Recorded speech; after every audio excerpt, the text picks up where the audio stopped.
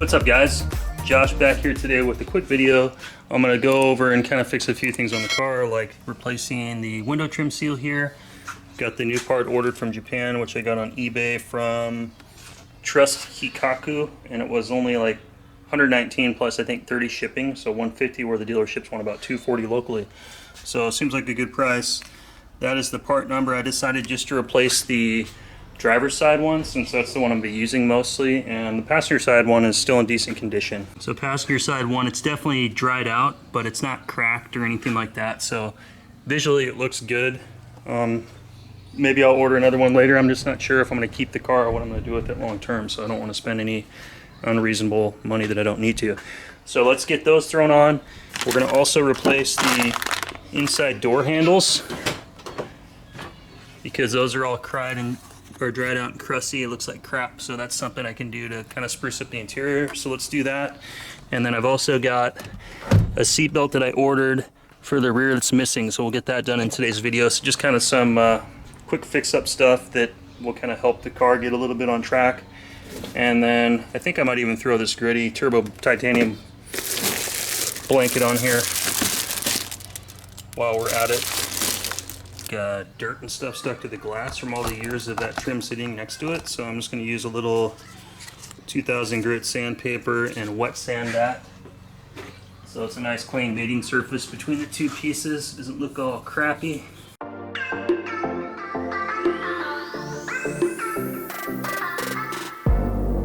And this has nice felt on the inside, and so we're going to go ahead and secure this. It's just a single screw that holds it on from the inside. You know, look how bendy that is. Looks so good. It's gonna make a good weather seal.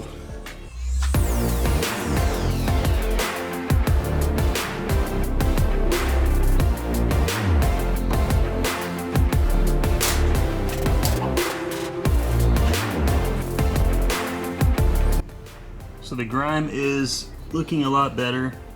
There's a few spots that still a little bit of roughness on there, but looks way better than it did before. And I think that will keep me happy at least. So let's move on to the door handles. That's the model number of these.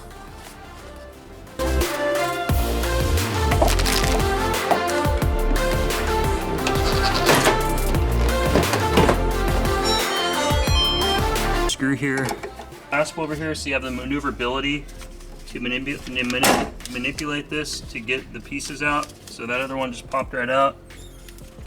And there we go. We're bringing it closer for a little bit better look. So we're going to be putting the bottom one right in here, and then this just kind of rotates, and that little plastic guide holds it into position. And we'll do the same thing on the top.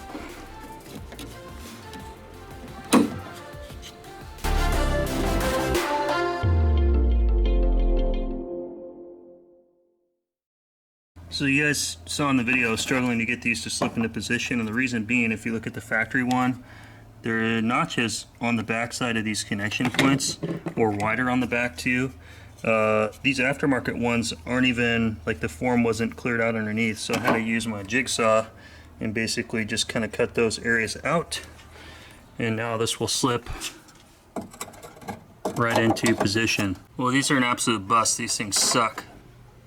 Not even enough spring leverage, they're noisy, they don't fit right. I mean, they work, but they're no good. I'm gonna have to put the factory ones back on. All right, so being that the old springs, or the springs in the new ones are not built and they don't fit as good as the old ones, what I did is disassembled a new one, took the handle out, and reassembled it into the pre-existing door handle. So now I've got the original mounting assembly, the original colored lock with the new black handle, and it works perfectly. So I'll slip this one in the car and I'll show you how I did that.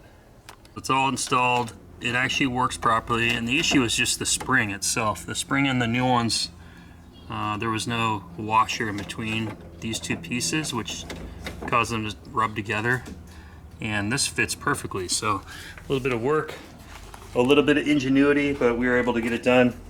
Let me set this up on a tripod and I'll show you guys the disassembling how I did this. Well, driver's side is done. You can see how well it matches. Looks perfect, just like the original one. It opens with no sound. Lock and everything works just like it's supposed to. So let's go ahead and I'll show you how it works, how I did the install. So the more you examine these and you look inside, it's the springs that make the biggest difference. So the spring in this one fits and functions perfectly. The spring in this is a lighter gauge spring. Plus it like kind of rubs on itself and it just doesn't work as effectively as the original manufactured by Nissan. So we're going to go ahead and remove this, and to do so we've got a little pin. This side's kind of the lock pin, this side you can push it back out. So all we're going to do is use a screwdriver and back that out. So we've got where we can grip on it. We're just going to pull this out.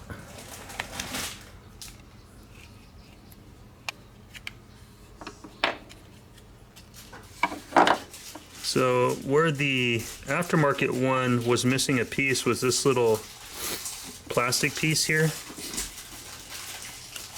And this helps put a space between the two, the lock and the lever. Alright, we're going to take off the new handle. This is all we need from this whole assembly, is just that. And you can see the big difference that I was talking about in the springs. The spring, this is just a much thicker gauge. So you can see the difference in the thickness of the gauge of the pre-existing one. It's just it's a different spring. It's a tighter spring with more leverage. We're going to take the grommet and slip that in the new door handle. And that's going to create the space between these two. So as they come together, you can see that there's like a little space here. That's going to keep these two pieces spaced apart. The new design of the aftermarket ones didn't have that space, so these are really rubbing together, creating more tension, so it wouldn't work effectively. So let's go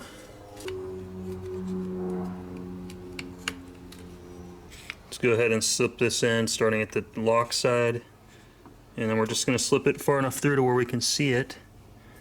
And then we're going to put our spring in. Alright, so the hardest part of the other one when I was trying to figure out how to put it together is the orientation. So we're looking inside this hole here. Spring's going to go in facing down like that. And it's going to sit up against this area here, creating the tension. And then you're just going to use your thumb and kind of push it down into the hole. And that creates that initial pressure. And then you can slide this pin all the way through.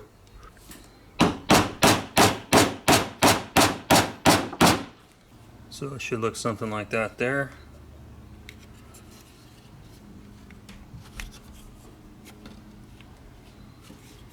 Plenty of spring action. I've got this side done as well. And you can see handle looks good. Door lock function works fine. Pull handle's good.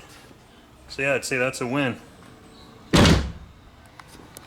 Alright, so I get the back seat out. We're going to go ahead and spin this bolt out here from whoever had harnesses in here. And then we can put in the seatbelt bolt bracket, so if I get my kids in the back of the car, they can be safely secured. And I can take them around and about with me. So here we go. Seatbelts are all done. Well, that is going to be it for today's video, guys. With doing these handles, this took me probably about 2 hours to figure out a solution where I thought it would be probably like a 15 to 20 minute install. So I'll do the turbo blanket at a different time. Thanks for watching. If you guys liked the video, you'd like to see more content like this, consider subscribing to the channel, and I will be back with more videos. Until then, I'll see you next time. Thanks. Have a good one.